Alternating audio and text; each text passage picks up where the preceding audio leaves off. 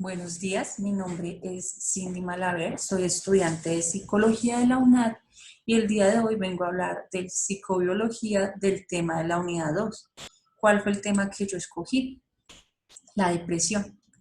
La depresión está catalogada como una enfermedad de trastorno de estado emocional que se refleja en una persona constantemente.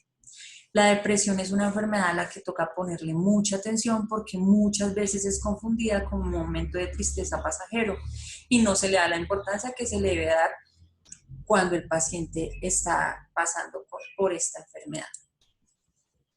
El diagnóstico se da con base a una serie de síntomas que presenta el paciente. Como les mencionaba al principio, la depresión está catalogada pues como una enfermedad en el que la tristeza se observa, ¿sí? El tipo de tristeza normal a una tristeza de una persona con un diagnóstico depresivo es muy distinto. Que esa tristeza pasa a ser una tristeza como con irritabilidad, ¿sí? El paciente tiene sensaciones de vacío, ¿sí? Por situaciones negativas que se le presentaron en la vida. ¿Qué situaciones son? Está el duelo, está la ruptura, el fracaso, no solo el fracaso amoroso, sino también el fracaso laboral o el nerviosismo que el paciente tiene. Como les decía, la tristeza del depresivo es diferente porque se experimentan síntomas motivacionales y conductuales.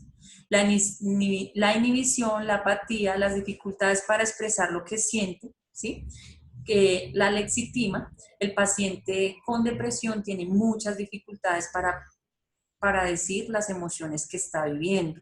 Él no las expresa, por lo contrario, las oculta para sí mismo.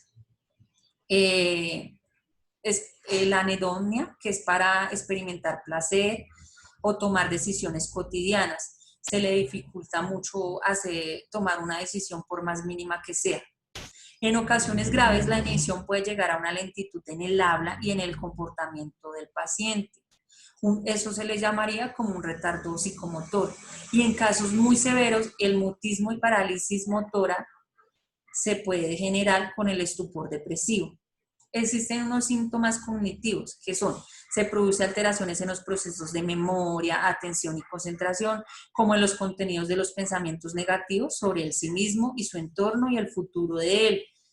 Y le invaden ideas suicidas. Entonces, el paciente puede tener muchos problemas cognitivos con base a este diagnóstico. Como menciono, la memoria, atención y concentración. Es notorio que él pierde esa habilidad en ciertas acciones como es tener atención o concentrarse realizando una tarea definitiva por su depresión. Tiene síntomas físicos que se ven en los problemas frecuentes en que se reduce su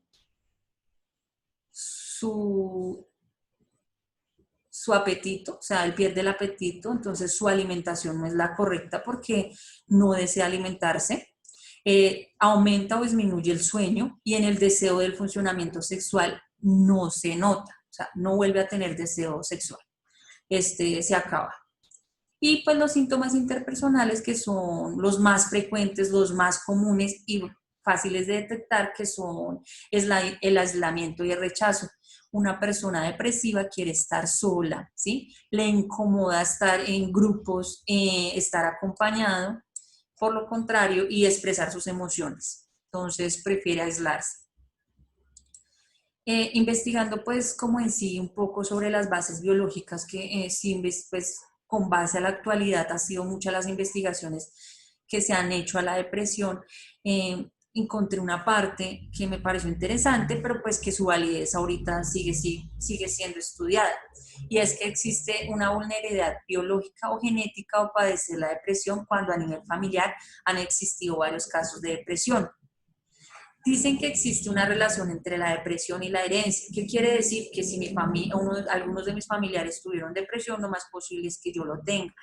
O hay que tener presente esto. Es una posibilidad, más no una obligación de que yo sufra de depresión. Tal vez el medio ambiente que me rodea a mí es muy distinto al que rodeaba a mis familiares. Entonces, es algo que está investigado y que puede suceder y que se ha observado en muchos casos de familias que han generado esa herencia depresiva.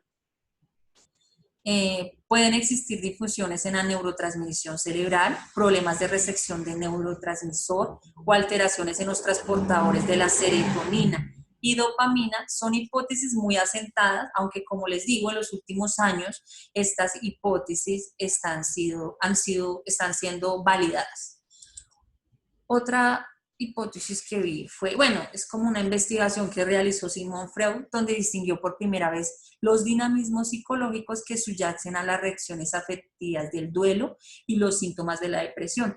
¿Qué hicieron? Investigaron los síntomas cognitivos que tenían los pacientes con características de la melancolía, la pérdida de la autoestima, manifestaciones que se podían clínicamente percibir, ¿sí? Para definir cómo era un paciente depresivo.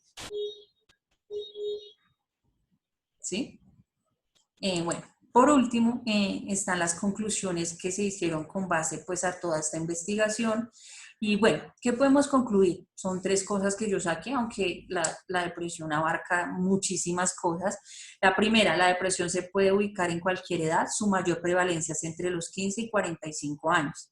Desde el componente psicobiológico es necesario adoptar estrategias de autocontrol y regulación de la inteligencia emocional. Cuando uno como individuo puede identificar y manejar y transformar sus emociones, mejoraría significativamente su estado físico, mental, emocional y mejorar la calidad de vida. Pues, ¿qué podemos decir? La depresión es muy importante que le demos la importancia, valga la redundancia, que debe tener, que no lo tomemos solo como un síntoma de que esta persona frecuentemente está triste y es porque quiere o no, es porque está padeciendo síntomas depresivos y necesita ayuda. Entonces, démosle a veces la importancia que necesita esta enfermedad. Y pues tal vez como profesionales estamos encargados de buscar mitigar esos problemas que el paciente tiene y mejorar su calidad de vida. Conociendo todas estas enfermedades diagnosticadas por el DSM-5, podemos mejorar pues un poco la calidad de vida, orientar al paciente. Muchas gracias por escucharme. Que tengan buen día.